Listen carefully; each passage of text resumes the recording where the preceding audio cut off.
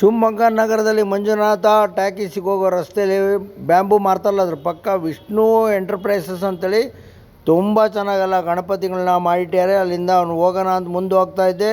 ನನ್ನ ಅಭಿಮಾನಿಗಳು ನೋಡಿ ಲಾಕ್ ಮಾಡ್ಕೊಂಬಿಟ್ರು ನನ್ನನ್ನು. ಏನು ಹೆಸರು? ಆಶಿಕ್ ಏನಂತ ಸರ್? ನಿಜವಾಗ್ಲೂ ಫಾಲೋ ಮಾಡ್ತಾ ಇದೆಯಾ? ಹೌದು ಸರ್, ಸತ್ಯ ಶಿವಮೊಗ್ಗ ವಿರೂಪಾಕ್ಷ ನೋಡಿ ಸರ್. ಶಿವಮೊಗ್ಗ ವಿರೂಪಾಕ್ಷ ನಮ್ಮ ಶಿವಮೊಗ್ಗ KF14 ಅಂತ ಸ್ಥಳೀಯ ಸುದ್ದಿಗಳ ಬಗ್ಗೆ ಒಳ್ಳೆ ಮಾಹಿತಿ ಕೊಡ್ತಾ ಇದ್ದೀರಾ ಸರ್. ಹಾಂ, ರಾಕೇಶ್ ಅಂತ. ಹೌದಾ? ತಮ್ಮ ಹೆಸರು ಏನು ಮಾಡ್ತೀರಾ ತಾವು? ಅಡಿಕೆ ಮಾಡಿ. ಓ, ಸ್ವಂತನಾ ನಿಮ್ಮದು? ನೀವೇನು ಬಿಸ್ನೆಸ್ ಮಾಡ್ತಾ ಇದ್ದೀರಾ? ಏನು? ಹೌದಾ?